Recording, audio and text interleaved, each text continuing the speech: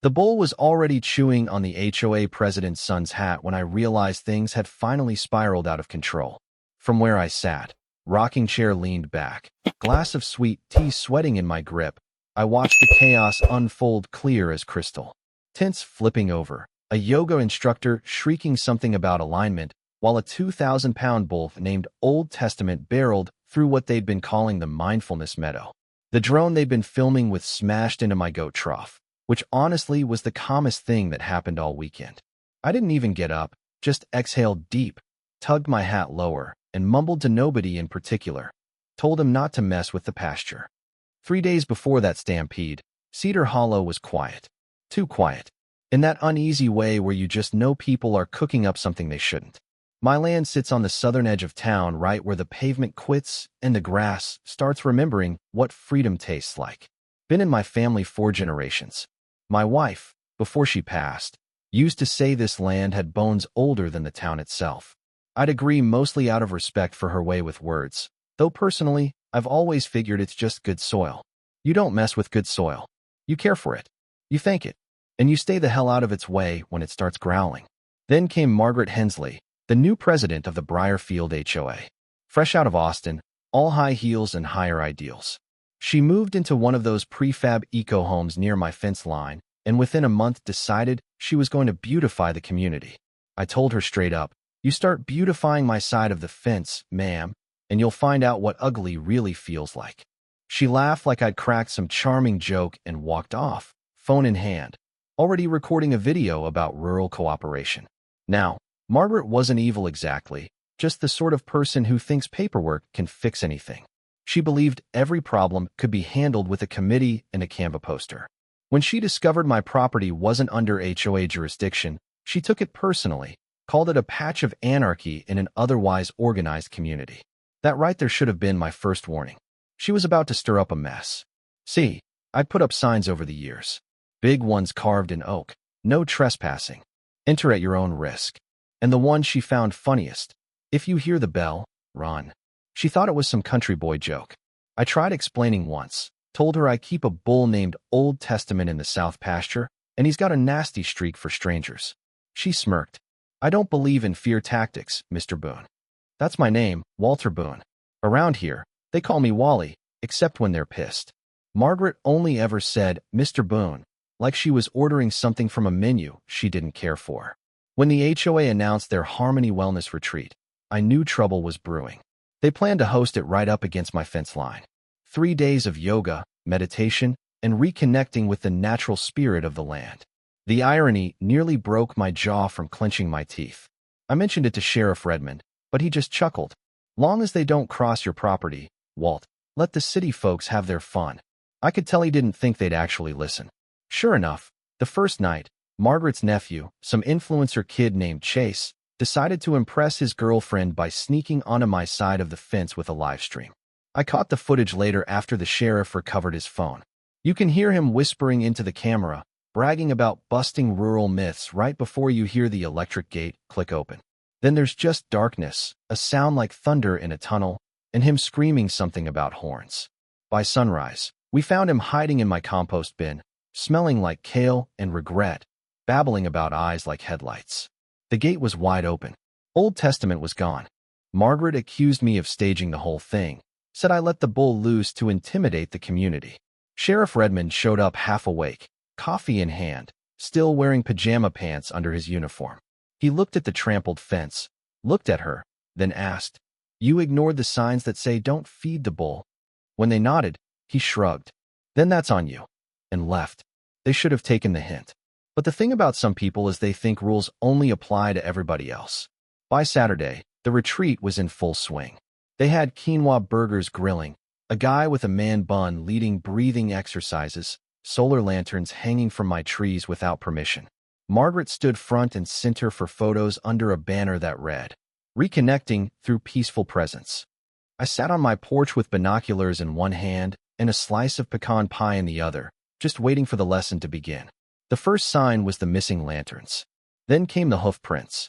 Jamie, a quiet woman from the HOA who'd been taking notes all weekend, was the only one paying attention.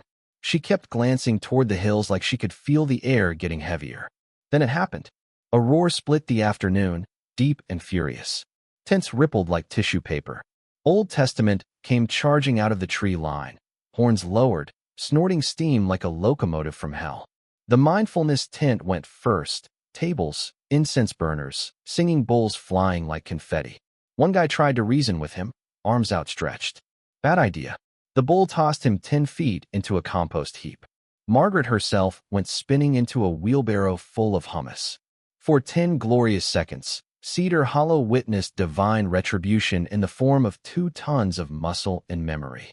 Back on my porch, I leaned toward my old hound, Duke, and said, "Told you 10 minutes.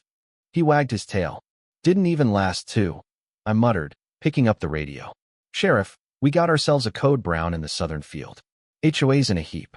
He came crackling over the line, half laughing. What did I tell him about that bull? I watched the inflatable meditation dome lift off like a weather balloon. They thought the signs were decoration, I said. The aftermath was something to see. Tents flattened, yoga mats shredded, and Margaret standing there covered in hummus, clutching her clipboard like a shield. Not 2 hours later, a sleek black SUV rolled up, her lawyer from Dallas. Guy's name was Preston Hale. Looked like he'd never been within smelling distance of livestock. He stepped out, promptly sank his designer loafer into a fresh cow pie, and froze. "This isn't what the brochure described," he muttered. Margaret tried to hold herself together. "Mr. Hale, thank you for coming. We've had a disturbance." He looked around at the wreckage. "A little disturbance? Ma'am, this looks like a Renaissance fair went through a wood chipper." While they were busy blaming me, I was in my barn doing what I do best, thinking 3 moves ahead. My wife used to say, "The world doesn't listen until it hurts." Maybe she was right. The barn's more than a barn these days. It's a control center. I had motion sensors, old maps, jars of pepper jelly I swear could make a bear cry. That's where Jamie found me. She'd snuck away from camp, looking pale but curious. She thought she'd find a bitter old man nursing grudges. What she found was history. The walls were covered in sketches and notes, handwriting too neat to be mine. She picked up one labeled Behavioral Cues, saw a picture of Old Testament as a calf beside my wife. "That's my Clare," I said from behind her. She bred him herself, said the world was losing too many wild things. Jamie turned, startled. "I thought you just kept him for intimidation." I chuckled. "You ever try to intimidate someone with a bull? Doesn't work unless the bull's got reason. He's not mean, just remembers who doesn't belong." She hesitated. "Did you let him out?" I shook my head. "Didn't have to. Someone else opened that gate, and not by accident." By then, Margaret was past listening. She had the lawyer draw up complaints, endangerment, negligence, emotional distress. "We'll force him off the property," she told her board. Jamie tried to protest, but Margaret cut her off. "Go fold some yoga mats, dear. Let the adults handle this." That night, under the soft glow of their solar lanterns, she laid out her next genius plan. Hire an animal control team to tranquilize the bull. Public safety issue, she called it. I call it suicide by clipboard. At dawn, 3 men in matching cargo vests crept into the woods. Jamie watched from the fence, heart hammering.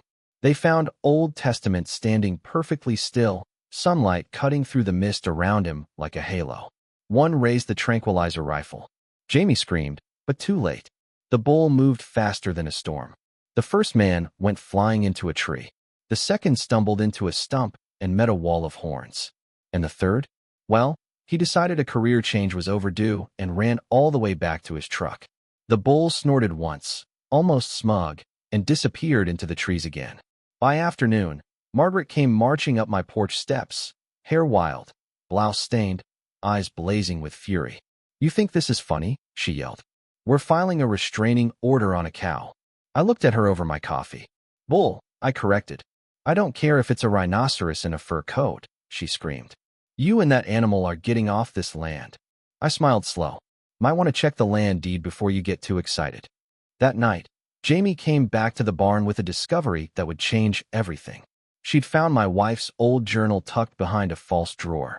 Inside were sketches, maps, and a notarized document. Proof the state had classified my land as a protected habitat years ago. My late wife had filed it herself. Every warning sign I posted wasn't just a threat. It was legal notice.